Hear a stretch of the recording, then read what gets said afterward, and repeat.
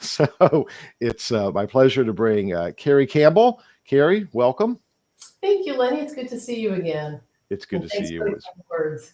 Yeah. Well, so I know you're an expert, but everybody else probably doesn't. So do you want to talk a little bit about what makes you an expert on this topic, and then we'll dive into some of the materials that you brought.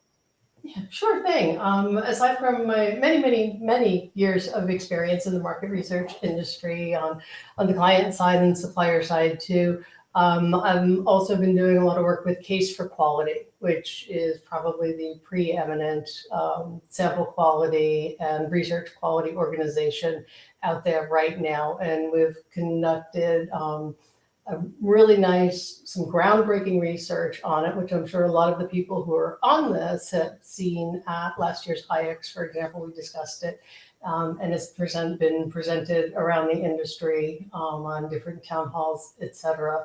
So we've been doing a lot of research into that and looking forward to doing some more.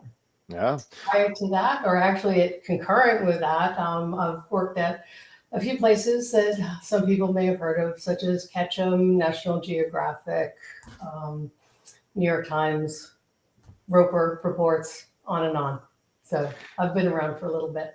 You have it. Well, when you mention Roper, that makes us all, at least those of us who've been around for 20 plus years. Oh, yes, Roper. So, um, well, thank you for being here. And for the audience who doesn't know, Case for Quality really has been a fantastic initiative that was established, what, about 4 or 5 years ago, led by Mary Beth Weber, and uh, on trying to understand all of the drivers around sample quality and the the new paradigm of online research, and you have done some amazing work. So I know you brought a couple slides that Yes. kind of summarizes some of the findings. Let's start there, and then Mhm. we can go from carry on the conversation.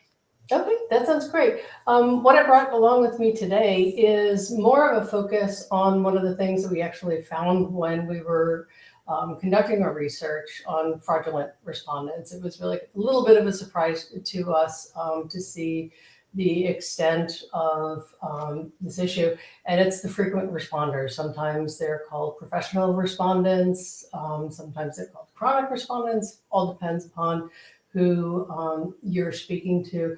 But what we found is that there were a significant number of respondents in our sample before cleaning, after cleaning, et cetera, that had quite simply taken their devices, had entered into more surveys than is humanly possible in a single day. And I mean, we've all heard of the people who are out there making money by taking multiple surveys, but this even goes beyond the bots and the click forms. It's really kind of amazing. And we've been digging into that a little bit deeper just to see the amount of impact that it has on the data and your results. So, this is just some of the summary findings that we did in our last study. This study was conducted actually now going back about 2 years ago now. And we looked at just taking the completed number of surveys that only had been deduped, because we were looking at the fraud detection tools and manual cleaning and the impact that would have on our results. And these two boxes of numbers show the difference between just a survey that's only been deduped and even one that has gone through a fraud detection tool, as we'll be seeing shortly with Opinion Research and Research Defender coming up. Um, those set at their highest levels of fraud detection, and also with very rigorous manual cleaning. And what we found is, besides the difference in the total number of completes for this, we were able to take a look at the number of surveys that each of the respondent devices had entered in the prior 24 hours. And looking at a sample that had only been deduped, we found that those devices of the 2,900 respondents had entered over 64,000 surveys in the prior 24 hours. So just like let that sink in for a second as to how many surveys that is.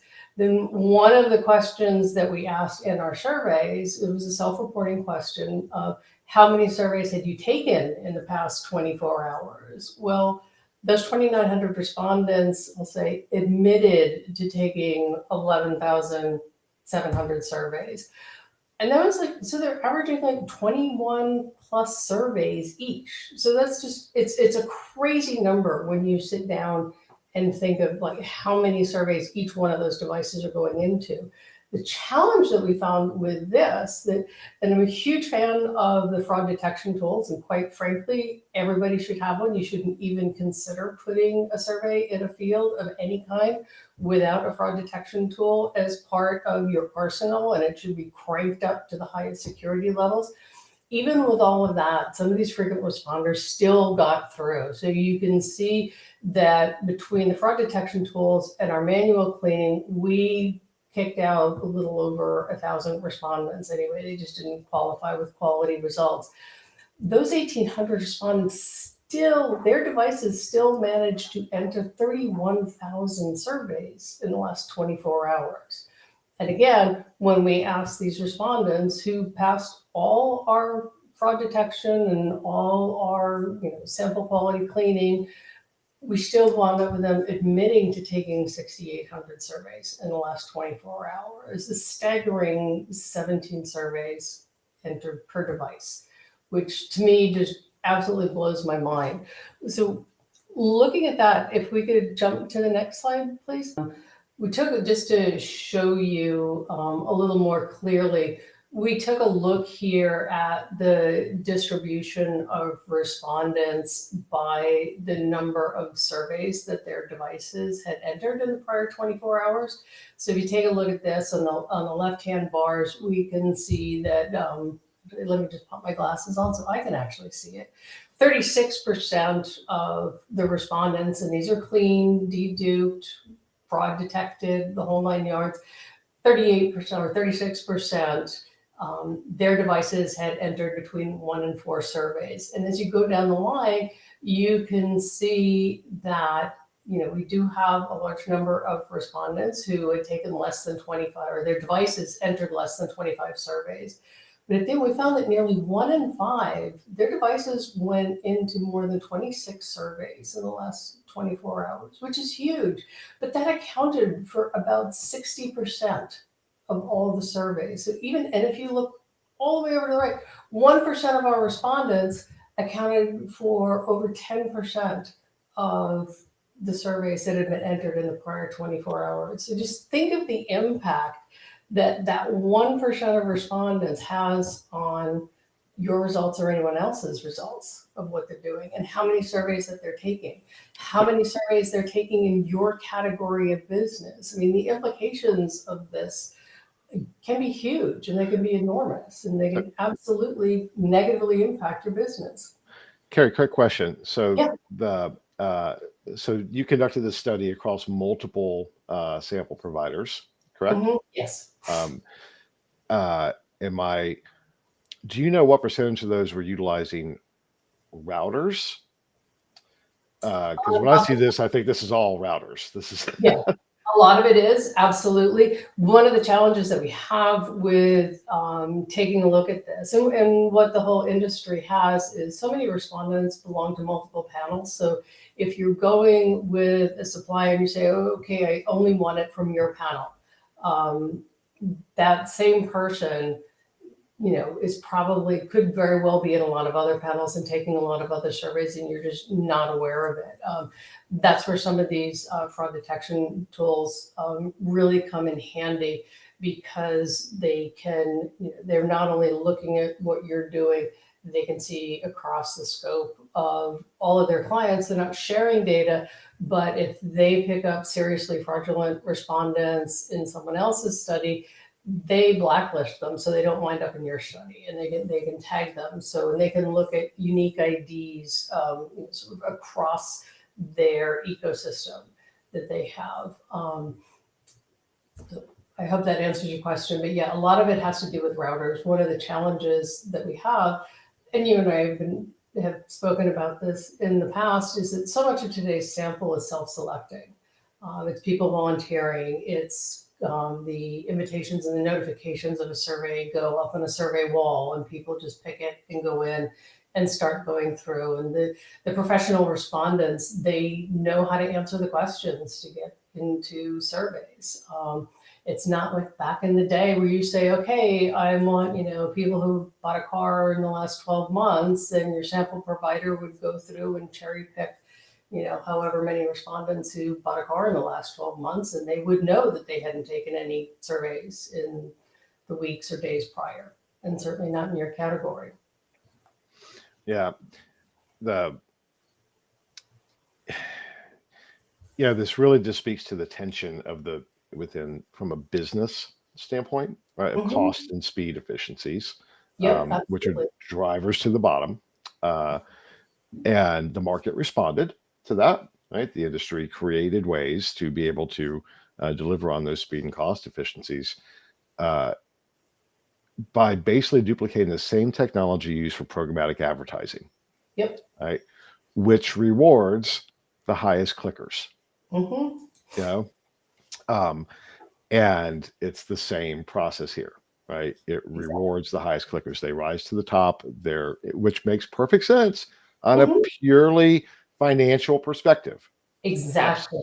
absolutely. You can't maintain 50 cent per complete sample. The bids are And gone. right, right. So, so sometimes we're hoisted by our own petard, right? The Exactly, and a lot of it also winds up being sort of a case of, I don't want to say necessarily necessity, but I think in some cases we become sort of a victim of our own circumstances. We have these frequent responders who are, you can't blame the suppliers. They're not philanthropic organizations generally. They're in this business to make money the way the rest of us are, and it's cheaper for them to use these people that they know are going to complete the survey, so they don't have to go out and find another and another and another that meet your quotas. But also, research budgets have not grown that significantly to keep up with the incremental cost that it will cost you to go to the suppliers and say, I don't want anyone who has taken a survey in any of your ecosystems at all in the last X number of days, or have not taken any in my category. If you want incremental validation, it's going to cost you incremental dollars. It's as simple as that. You're getting what you pay for in this business. The one thing that it is really a bit of a challenge with these frequent responders is, as I said, we had a significant number, as you can see here, that made it through the fraud detection tools, which is not a knock on them, because everything these people are doing are right. They're just staying ahead of the technology and creating new ways of doing it. And they even stayed ahead of our manual cleaning, which was extremely rigorous. I will say, you mentioned the whack-a-mole that we've been doing in the industry. I think what we're looking at now, it's more of a hydra, where every time you cut off the head, three more pop up. oh man, so that makes Frightening, but I think that's where we are. right. So we're Jason now. Mhm. The Exactly. Next time I'll have my hockey mask on. you know, and we should point out too that this is not including the obvious bots, right? Correct. You've already cleaned those out, which is a Yep. whole other piece of the puzzle. Hmm. The again, very much like programmatic advertising. For folks who don't know this, there are click farms out there that do nothing but click on ads and promote for fraud Hmm. because they're paid to do that. And the same thing exists in our industry as well. So, Exactly. And this has gotten rid of the bots. This is cleaned for IP addresses survey. We were looking for US respondents, so any IP addresses that were coming in from outside the US, they were automatically removed. Basically anyone who through their digital devices or anything else tried to obfuscate their identification or their IDs, digital or personal, they were immediately thrown out. So we went through and we did all the right things, Right. as everyone would say, including us. So from a client side perspective, think about your Hmm. time, right? So uh, Stan from Unilever was famous for saying well, he's famous for saying a lot of things, but one of the things he said with the advent of automation was, uh, if I can get 80% of the quality Hmm. uh, for 20% of the cost, Hmm. why would I say no? And I think what was telling in that was that idea of, for some things, 80% quality, okay, I'll accept that, which means I need to throw away 20% of my sample. Hmm. Um, okay, that's an acceptable risk because of the speed and cost efficiencies. Yep. The Is that the pervasive attitude in brands, that for very tactical things like an ad test or a concept test or things like that, where 80% is simply good enough, that what we're seeing here is just okay, it's acceptable because we're getting benefits in other ways. I think it really depends. As a researcher, I hate giving that answer. I like to keep the world black and white. Um, but I think it really does depend. I think it depends on who's doing the surveys. We've gotten so many people now with some of these, the DIY platforms, that you've got a lot of people who have had absolutely no training whatsoever. Fielding surveys, getting results, and they don't know anything about deduping. We've literally had, people come up to us after, talking about these and giving these presentations, saying there really could be, someone taking my survey more than once. They just had no idea that there were duplicates out there. So let alone any other kind of cleaning that was going on. They weren't aware of, putting in red herons. They didn't know about digital fingerprinting, and on and on and on and on and on. So there's a segment of people conducting research right now that don't have the basic training in research to protect them from some of these issues. I would say at this point, if you look at, even after doing, all the right things here, look at the 20%. I mean, look at the damage. I mean, you don't have to be a data scientist to know that if 20% of your data is bad, it can really swing the results of Yeah, anything. yeah, yeah, yeah. And to kind of finish up that thought, and then I want to be conscious of our time, and there's another topic I wanted to bring Mhm, up with you. absolutely. The way I think about it, and through most of my conversations with both brands and suppliers, is the more strategic the uh, the business question is, or the greater the economic impact on it, Mhm. then this becomes a much bigger deal. Yep. So, and you cannot afford, to your point, 20% error can cost $1 billion. That's not acceptable. Um, but for very tactical, what I tend to think of as almost checkbox research, and that is a big portion of market research spend. Um, Mhm. that 20% simply is an acceptable component, because 80% is good enough. 85%, the difference between 80 and 85% isn't going to make a big difference in some decisions. So, Mhm. um, but increasingly in a time of disruption and change, and that's where I think we are, and there's a long tail of that that's going to continue for a few years. uh, I suspect that this is becoming a bigger and bigger deal, because these decisions made by brands are bigger and bigger deals overall.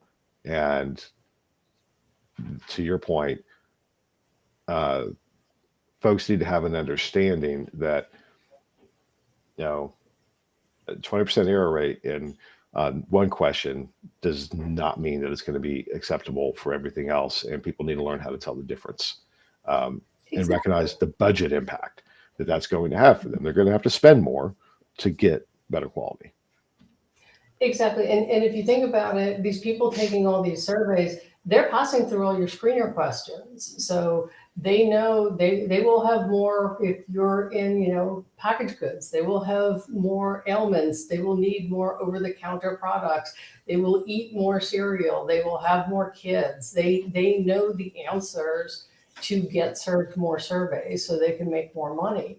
So, you hear of affirmation bias, kind of that you do get that with these. And even in our research, they use more brands. They have more favorite brands than people who were not frequent survey takers. There was definitely a difference in the data you're getting. So it's really a question of pay me now or pay me later. You can pay more up front and get all the validation you need and get the good high quality respondents, or you're going to pay later on when you have to do the research over. When your company makes a bad business decision, there goes your bonus. And B, the cost of rehabbing your own professional reputation for reporting out bad data. Yep. So the costs are significant, both company-wide and professionally for all of us.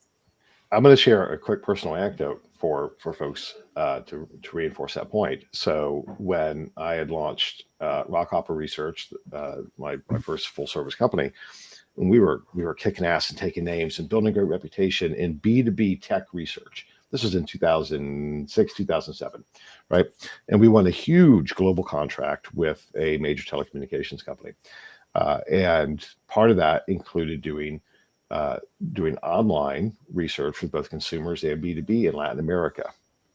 And there was one country that was included in that. We're doing multi-country, and we did the research and we brought it in and delivered the report. And the subject matter experts on the client side looked at the results from one country and said, this is totally BS. There's no way this is right. And we didn't detect that because we were looking at things in a different way.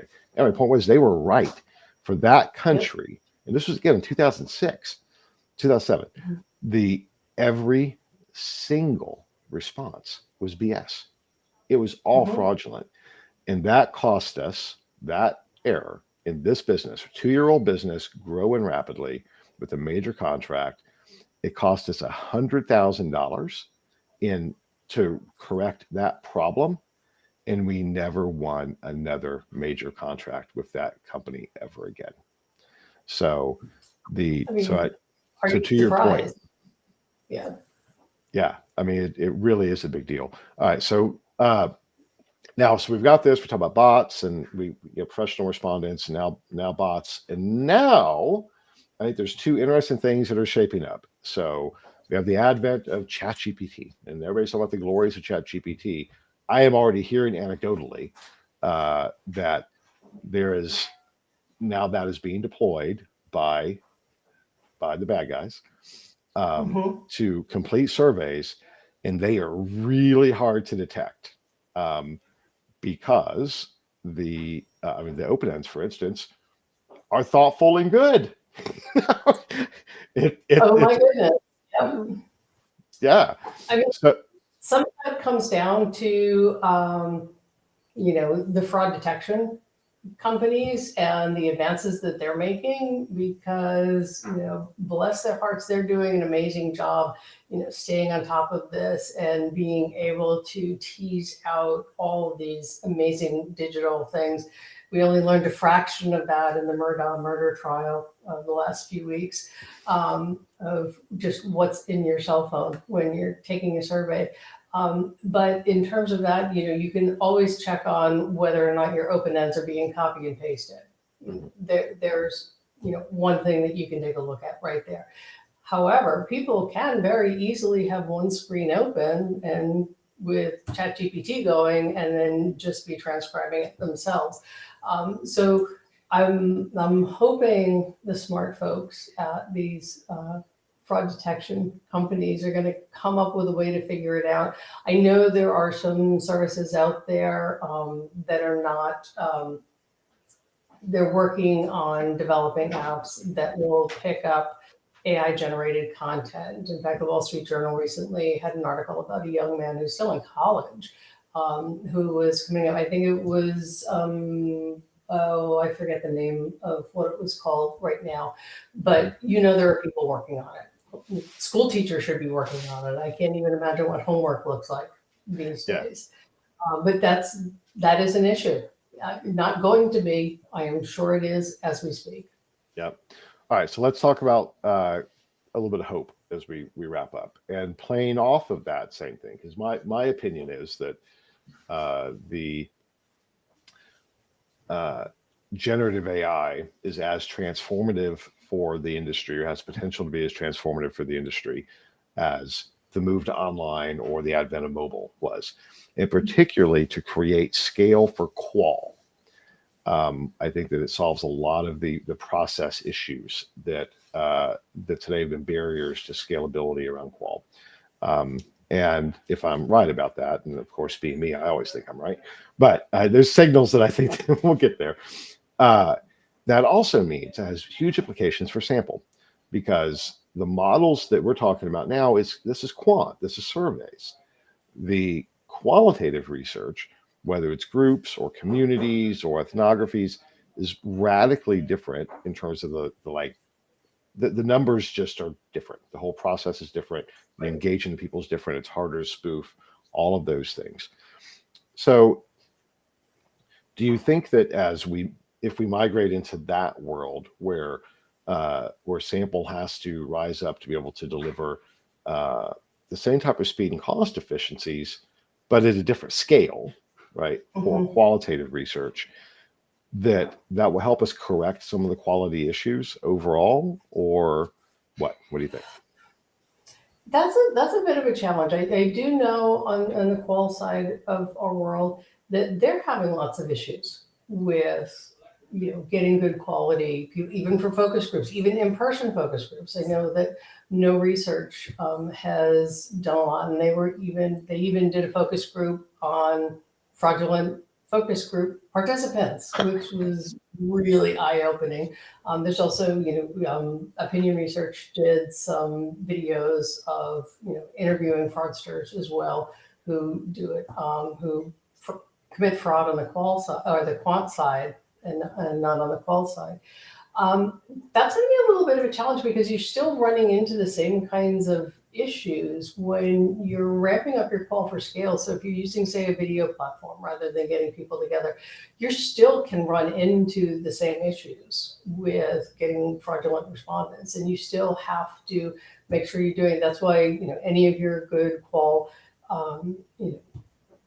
qual teams, if they're doing it online, they're going to be, saying, okay, depending upon where you are, like, open the window. What's the weather like outside? There's all sorts of, regular kinds of screening that you can do. And I guess the qual version of like a red herring check as well. But once you start ramping things up and scaling and using digital technology to do it, and you have, some nice incentives going, you're going to become a target.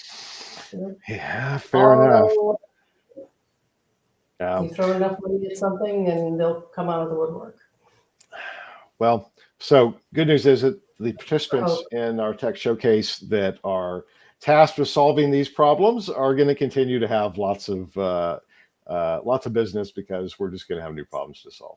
So, Carrie, you've been fantastic. Thank you so much for sharing this, and congratulations on all the work with Case and all. I know it's a whole team of folks, you and Ephraim and Tia and Mary Beth and everybody else. What's next for Case, and how can people engage to help? Absolutely. Thank you. I appreciate that. Yeah, this has been a lot of fun, actually, Lenny. So thanks for having me. Case, right now, we are looking at taking some next steps. So if there are any brands out there who would like to join us in our cause of, helping to support the industry and helping find solutions to some of these challenges that we have, and understanding what the real impact is, we'd love to have all the help that we can get. You can go to our website at case4quality.com.